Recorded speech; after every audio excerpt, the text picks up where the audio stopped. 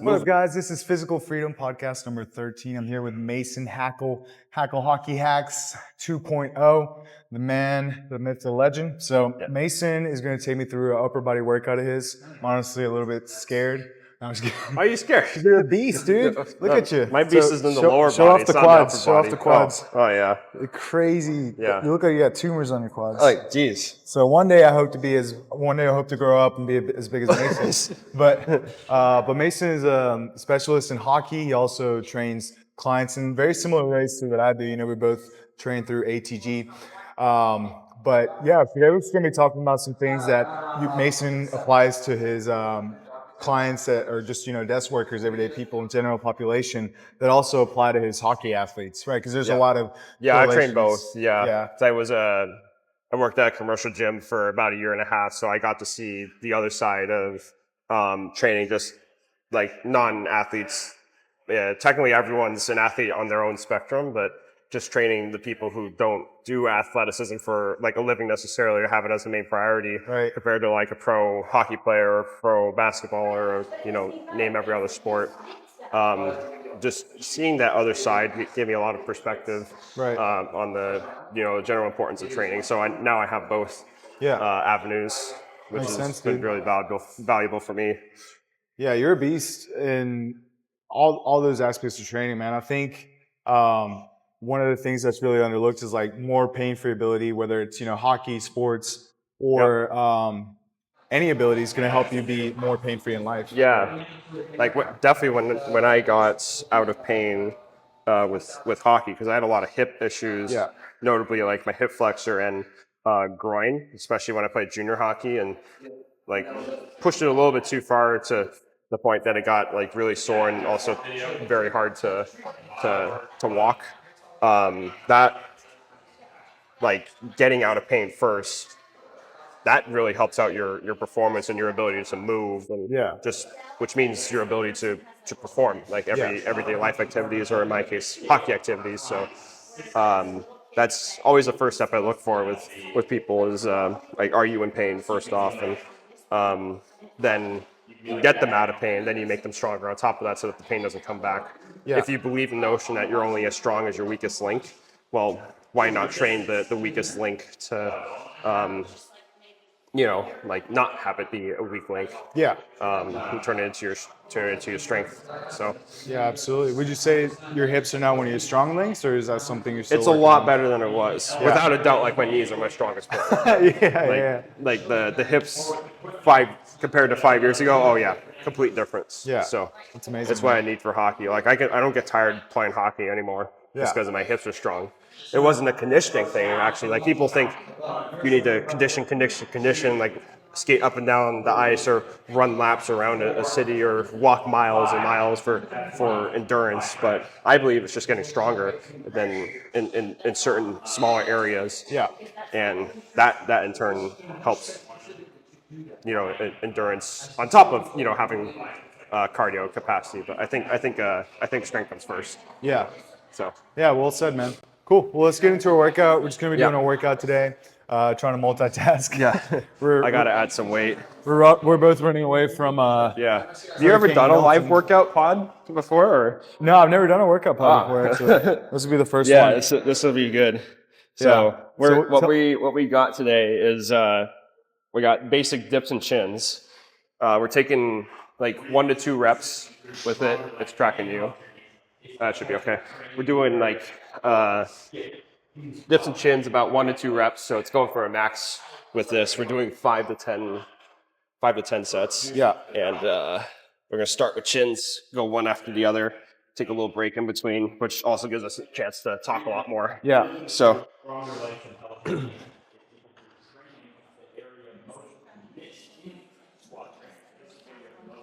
Nice.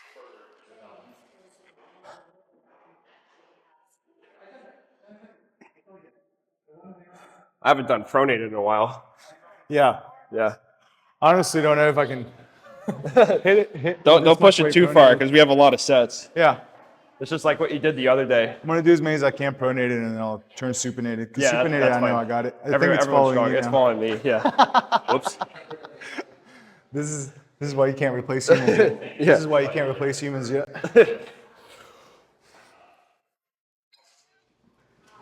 Nice.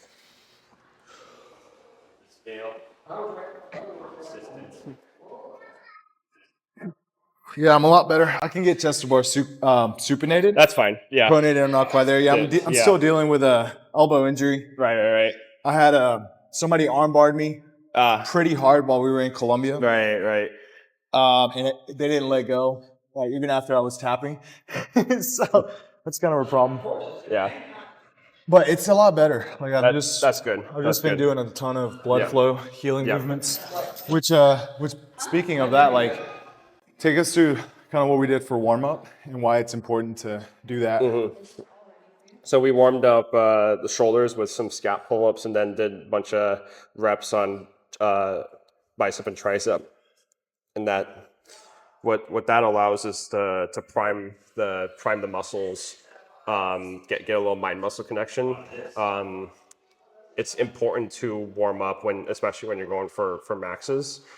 This is different from like waking up in the middle of your sleep and then sprinting, which is I forget the term of what that's called, but coaches Never done it. Yeah, coaches do like want that as well, where it's like you don't have to do a warm up to like be fresh or be powerful or whatever.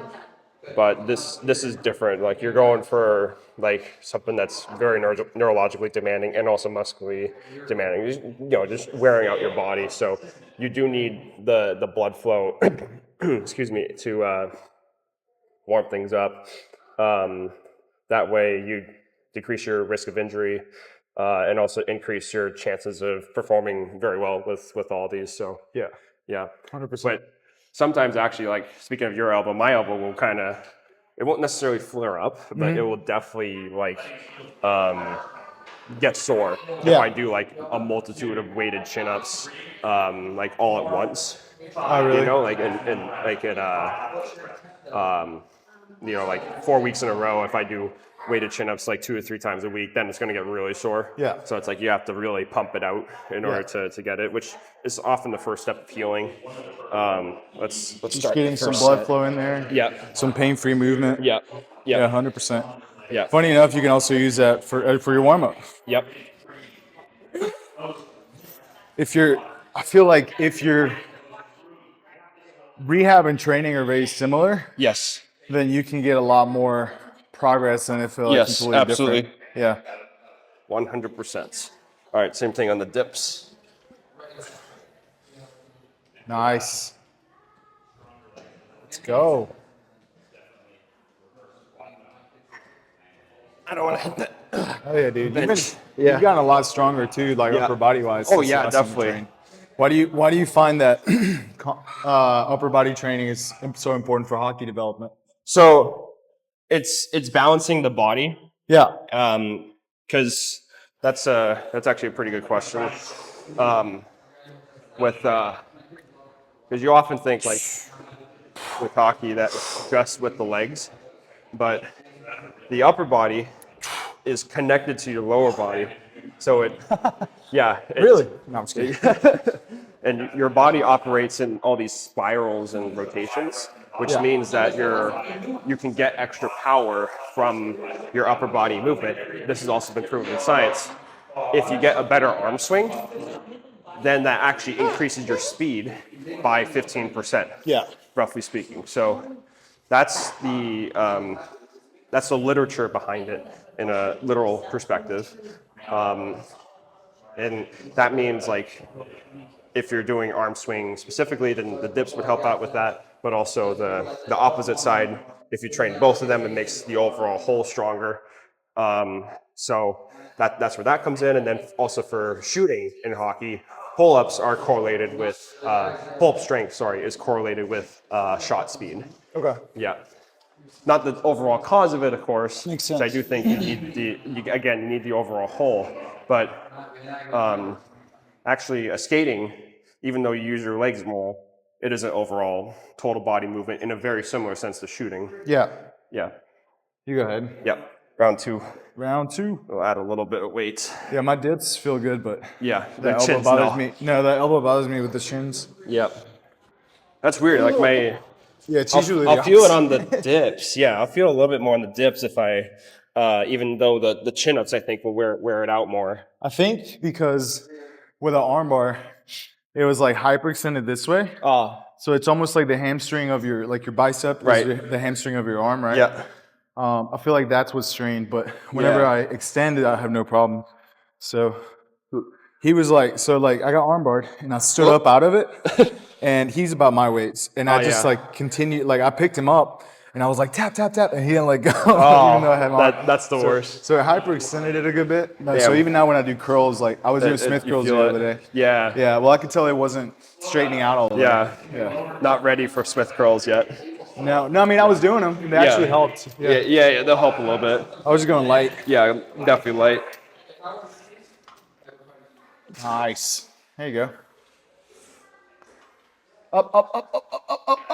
Ooh. That's only round 2. Yeah.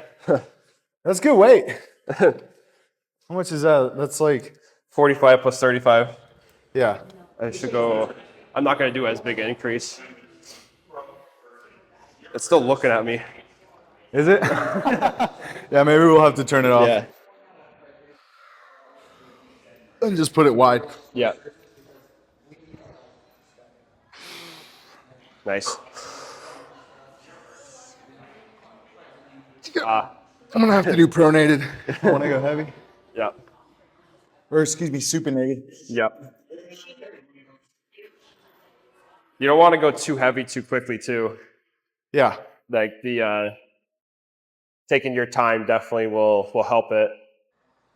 Working up to a heavy set. Do you feel like when you do upper body, you like to warm up to a heavier weight? Yeah. Like. Okay. Actually, that's pretty much the entire way I've been training. Yeah. There is a point to constant loading. There is a point to descending loading. Yeah. I just don't do it as often. Okay. I think if I wanted to wear out my muscles, then I would. Yeah. Or like build muscle. But for strength, generally speaking, ascending is pretty on point for that. Okay. Yeah. Yeah. I've heard, controversial. Yeah. I mean, for the muscle thing, it makes sense because the person that I heard that you want to start out with like heavier for upper body. Yeah. They were somebody who focuses more on muscle. Yeah. Grego Gallagher. Oh yeah. Yeah. He always says start with the most weight you can for upper body. Mm-hmm. For lower body, I feel like that ascending approach is best for sure. Yeah. I mean, you can do both methods for both. Like I don't know. I'm a little sketched out for starting out with the squat. Especially when you're doing dense. Yeah. Like when you're doing something like dense, or every minute on the minute CrossFit kind of thing. Then you're gonna feel it like for the next week if you do descending. Like you start out heavy and then go lighter. Yeah. Like because you're trying to get with a method like that, you're just trying to get reps in. Mm-hmm. You're not worried about specific strength or even form to a degree. Yeah. You're just worried about the reps, which will wear you out and also build muscle at the same time. So because you're basically bringing yourself to failure. Yeah. Which you that's another topic. Like you could bring yourself to a 1 rep failure, but it's not like exactly the same thing for a muscle stimulus as like hundreds of reps, let's say, like what dense gives you. But makes sense. Yeah. Okay, we got round 2 on dips. Let's go. Yeah, for upper body, I've always done descending because my upper body gasses out so quickly. Yeah, it does. Yeah. It's natural for it too. Yeah. Compared to the lower body, because repeat effort is much harder with upper body. So I don't think we're going to get at the 10 sets with this because of that. Yeah. No. Even though I've done that before. Yeah. But it's not that the upper body's weaker. It's just that it adapts differently. Paul Quinn would often talk about upper body smart, lower body stupid. Yeah. And that's like another evolutionary theory behind it, is that the repeat effort with the upper body is not the same as the lower body. So that makes sense. Yeah. Well, look at my legs too. Like that's a sign of hockey is literally a repeat athlete sport. Right. So it's like I'm doing the same type of skating over and over and over again. Right. Now, like you get rock climbers with big hands and stuff like that, and you might say like, oh, they're grabbing on the stuff all the time. Why isn't that considered repeat effort? Well, they're grabbing on the different things all the time, different rock surfaces. It's not always the same rock surface. They're grabbing onto it differently. The same thing with chin-ups. are you going to develop your lats better if you do one type of chin up the whole time, or are you going to vary it up with all the different types of grips? I would say vary it up. When I stopped doing repeat effort, or it's like the same thing over and over again with the upper body, when I stopped doing dents for a little bit, that was kind of like the first place I stopped doing dents, because I did it for like 8 months in a row, which is ridiculous. That's when my upper body started to develop. Like my arms got bigger, back got bigger. They also got neurologically stronger too. Wow. Same thing with the chest. So that's really interesting. It's kind of like I've known all that, but I don't really focus too much on upper body training, so I've kind of ignored it. But it makes sense. Like you want to do more variety, right? Like it's easy to ignore it. Yeah. Change up your grip. Yeah. Yeah, I'm gonna start doing that. Thanks, we've been in a program that's primarily lower body too. Yeah, so I've mostly been focusing on lower body. Like one of my goals this year is to dunk, so I haven't been focused much on upper body. Yeah, well, you need that arm swing for it. Yeah, no, I've been doing a lot of upper body mobility. Yeah. A lot of upper body mobility. That'll help. Not as much strength. Yeah. Dips and chins. I've only been doing upper body once a week. But because it's not like my weakness, like my weakness is right now is still my legs. Right. My upper body grows like fairly decently, despite only doing one time a week. Yeah, completely understandable. All right, here we go. Round 2. Way to get deep. Look at that. Nice. Yeah, dips I can keep going up. Yeah.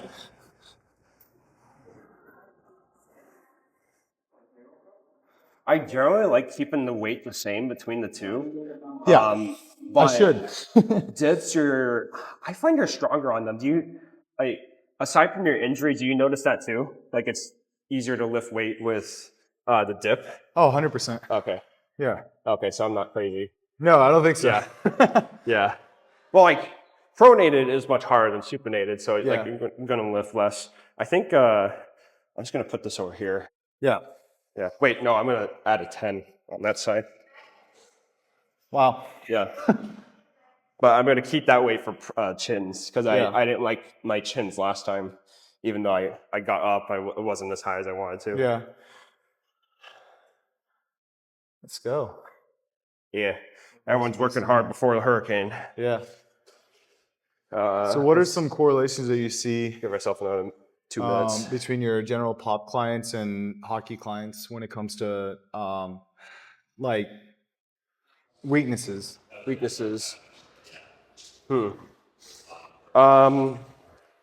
Interestingly, I don't see knees too much of an issue with hockey, aside if you get like a contact injury. Like the knee-on-knee collisions, they're brutal to watch, like first off.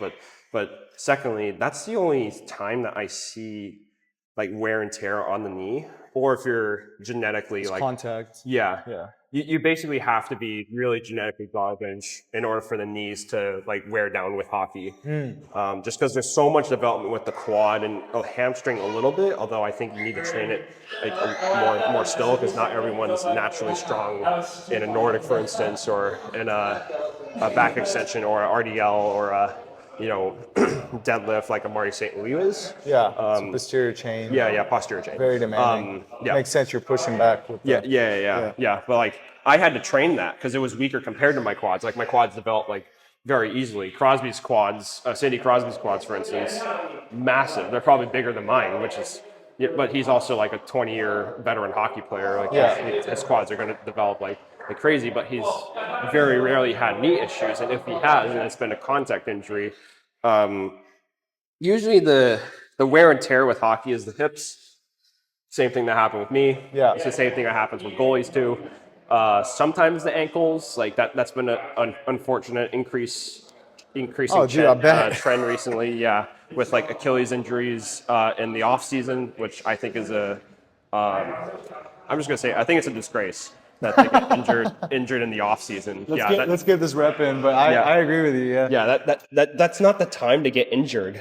Like how that cannot happen as a trainer or anything like that. Just got a 200% body weight split squat over jumping. No, 200% body weight. Get the hell out of here. That'd be 300 pounds. Yeah, like 360 pounds. You can get that in a squat. Like I believe you get that in a squat. But you actually believe me if I said that? Yeah, you got it in a squat. I think my max is like 1.5 times body weight. Yeah, that's It's not bad, but like that's like 300 50% 's a big pounds. jump. Did you get 250 or? My 1 rep max on a squat's like Oh, 280. squat. Oh, okay. Oh, not split squat. I thought you said, sorry, I thought you said split squat. Yeah, My split yeah. squat. I've never done a 1 rep max on my split squat. But I you've wouldn't seen try me it, do yeah. I've seen you do 3. dumbbell Yeah, stuff. That's yeah, a bit yeah. different. If you guys don't know, Well, this welcome is to the Connor. podcast. Yeah. Connor is step in. Connor's got a 50-inch vertical. Got a 1.5%.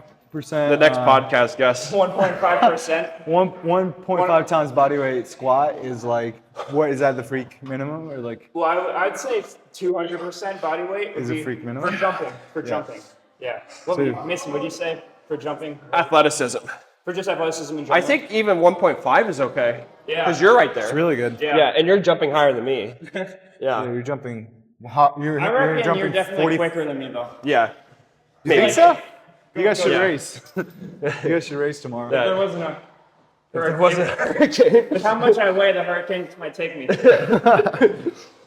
I'm a bit nervous, actually, though. Yeah, if you're like canceled, I'm in a very safe zone. Cool. Yeah. Awesome. Riley already called me yesterday. Yeah, Riley He's like, did, yeah. Connor, we're fucked. Yeah, You we'll guys let you are gonna know. be cuddling in Connor's condo. My place is, your quads alone will take up 20% of the room. I'm going to heat up the entire place with So my the power plate of is so that. small. I don't know how big your place was in Michigan. Like the one you own, Yeah, like your apartment. it's probably bigger. Your apartment? Yeah, or house, yeah. Oh, it was a house? Yeah, Wait a minute. I got a house. Well, yeah, currently I know you have a house, but like The before, apartment. did you have an apartment? Yeah. That's probably also It bigger might than be mine. the same size as yours if I had to guess, but I don't Yeah. know. It could be smaller. Whew, very easily. I wouldn't be surprised either way. Yeah. Yeah. What were you talking about?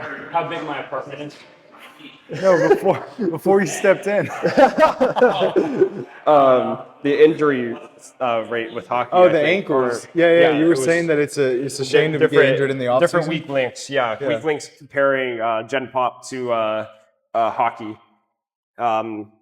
Yeah, I don't see the knees too often being an issue. Gen Pop had more problems with knees. Yeah. Thankfully, I was able to fix it with the methods that we do. So, or at least getting them on their path. The tough thing with the commercial gym industry, and I'm just going to say it. We gotta broadly get speaking. into that. Yeah. I'm just going to say it broadly speaking because, I mean, the IRS knows where I worked. I think people who know me personally know where I worked. You know where I worked. I'm not going to say it though. But generally speaking, most commercial gyms, I'm not saying your commercial gym, I think they're great though. But like most commercial gyms, very hard to program for people. The one I worked at had like 30-minute sessions. And then most of my clients I only saw once a week, which means that you cannot program for them. It is very hard to. I couldn't trust them to work on their own too, which was another tough thing. Yeah, same. And so like it was like that is not the way to program. And then I think that was the main reason that I lost a lot of clients too. Yeah. The ones that stayed with me, I was lucky that they stayed with me and that they liked me. Because it's actually a client transition out of their wanting to do so. Out of their wanting to do so. I want to say that really specifically because that is their choice. It's not my choice. Allegedly. It was out of their choice that they wanted to stay with me. And then they were a once-a-week client actually, but they like would go in on their own and everything like that. Now I've given them like a plan through my virtual program, and they're doing it, which is very cool. It was very nice that they were able to transition pretty seamlessly to the hybrid model in a way, because now I live 30 minutes away from my former like place, which means that I'm losing all my clients. Yeah. Which is that's really unfortunate, but the best alternative I could come up with is a hybrid model. Yeah. And for that client it worked, and for a couple other clients it worked, but I lost like 95% of my clients when I moved. Yeah. Which is fine. I wasn't getting anything anyway. Yeah. Like it was $18 for like half an hour, which means like $30 at the most for an hour. Like barely fit cracking 50K a year. Yeah, that's Like ridiculous, dude. that's not at all worth Especially it. for the quality you Yeah, provide. yeah. What we do is God's work. So it's Yeah. like if you're not getting what you're worth, you have to, transition somewhere else and actually take care of yourself. I believe in the entrepreneurial spirit more than like working for someone else who doesn't value your worth pretty much. So that's pretty much. But it's those, commercial gyms are just a great place to like cut your teeth, Like you learned a lot working there, and it was a challenge. It was a challenge as far as like the programming, all that stuff. So it's only going to make you better. But there are definitely some things that could be improved. Number one being like how much you get. That was hard. I saw. That was nice. Yeah. Good job, man. Yeah. Number one being like how much you get compensated for it on those things. But yeah, the difficult part about training gen pop versus like athletes is one, they're more enticed, like athletes are much more enticed to work because they want to get back to sport, right? Get it up pain. Oh, Juan's here. Like 2 weeks? Okay, sweet. 3 weeks? Yeah. I'm so 3 glad weeks you now. got invested this early on too. That's awesome. Is that your client? Oh yeah. Let's go. Chin got really deep. Don't use that bench behind you. I did. Get up. Get up. Get up. Nice. Yeah, I thought you were doing a third one. I was like, oh shit. No. Can we? Oh wow. Thought about it. I think we're only doing 5 sets. we're tired. Nice. I'm actually gonna sip some electrolytes. Yeah. As far as like The commercial the gym. commercial gym stuff, man, like that's why we started our own thing. Like employees everywhere are dissatisfied with their jobs. It's not just in the gym industry. Yeah, exactly. The bigger a corporation gets, generally, the less they care for their employees. Yeah. And I've been in a corporation where it's like, where I was working claims administration, and we're doing all the work, and we continuously get cut less and less, and they hire more administrators, people that do, I don't even know what they do, I guess speculating on how to expand. Yeah. So yeah, that's not the best, right? Like you wanna pay the people who are actually doing the job so they provide a higher quality of service. Yeah. So Yeah. you're now at a place where you can start your own gym, which is what you're doing. Yeah. Definitely working on it. I got a home gym. Could also qualify eventually for like a business loan. That I got like the LLCs and everything set up there. So that would help with a performance center.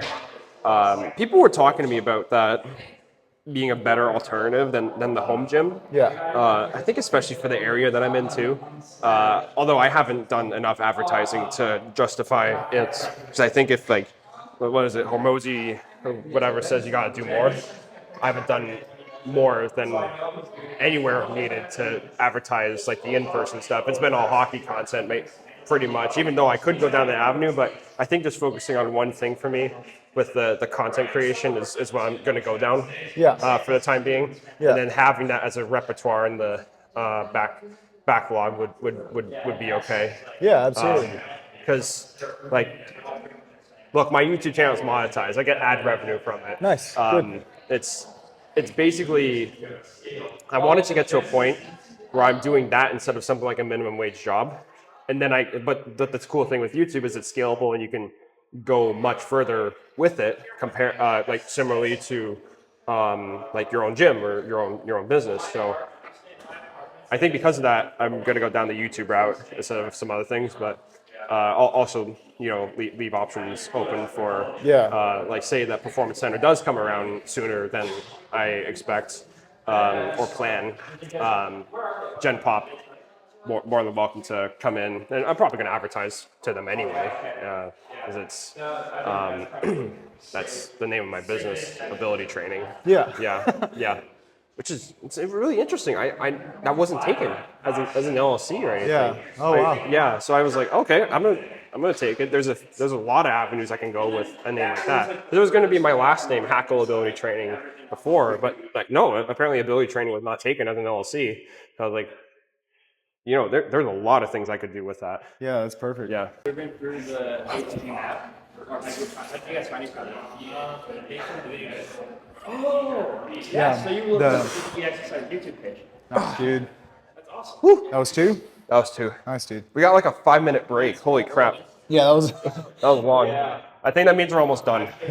Yeah. I don't mind doing a 6 set, but anything more than that is like no. I might do a max and just see how many reps I can get with with both of them on the last set.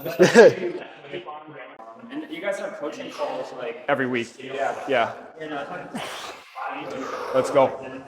Get up, get up, get up. Nice. That's the bar, baby. Yeah. Cool. We gotta get at least 1 or 2 more sets, and then we gotta do the arm stuff. You show me that. Yeah. So what are some of your goals with the business? I think the performance center is the big one.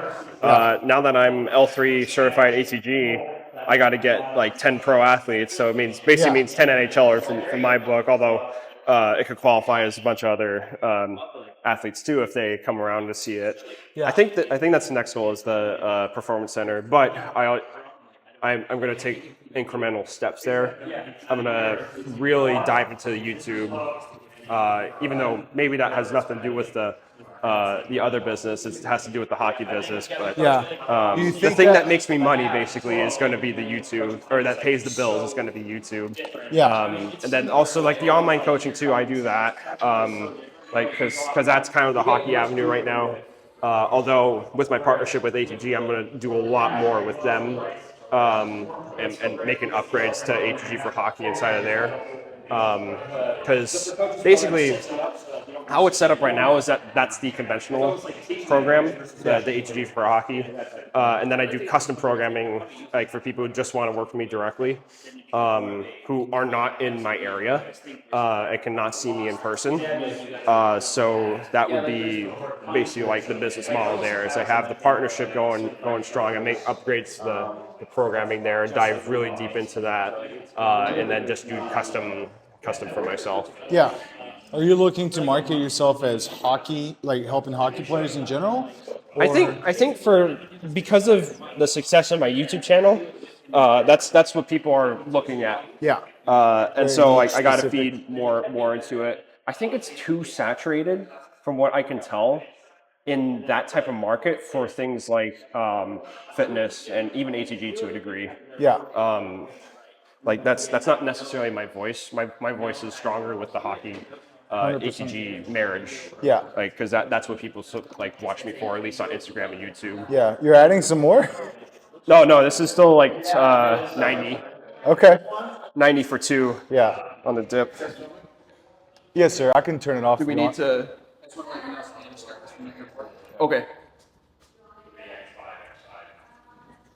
98. Oh, okay. Wow. Okay. They're canceling the flights? I'll have to talk to Delta. Wow. The airport? Okay. Yeah, I'll have to call Delta. Yep. Thanks, Ferdy. Oh wow. Yeah. We'll have to figure it out. Yeah. No, Yeah. I think you're definitely prepositioned. I literally just talked to Delta like an hour ago, and they said there's no cancellations. They might not have any control over it. Yeah. I don't know. That's weird. Beautiful. Let's go. Up. Nice. Last one. Up. Beautiful, dude. Good job. What?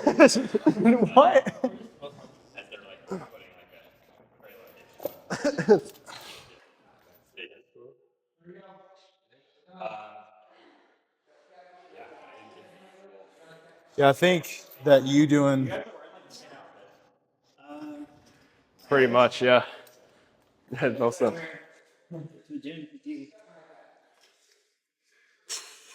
Is this the last set or? We'll do one more. Okay.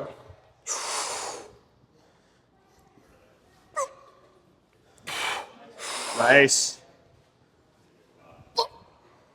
Get up. There you go. Okay.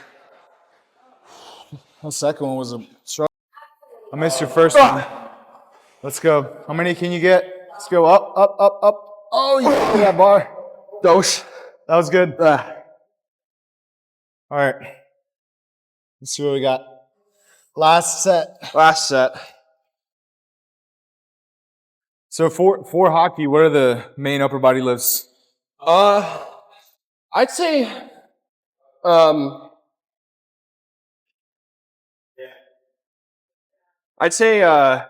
these are two primary ones to do, like a pressing.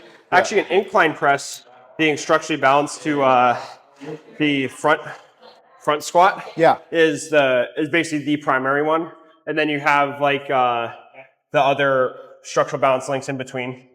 But pretty much it's let's go, Juan. It's incline press. Let's go, Juan. That was 4? Okay, good. So incline press balanced to front squat is like the biggest thing? Yeah. And then what about and then it'd be pulling? seated good morning and ATG split squat. I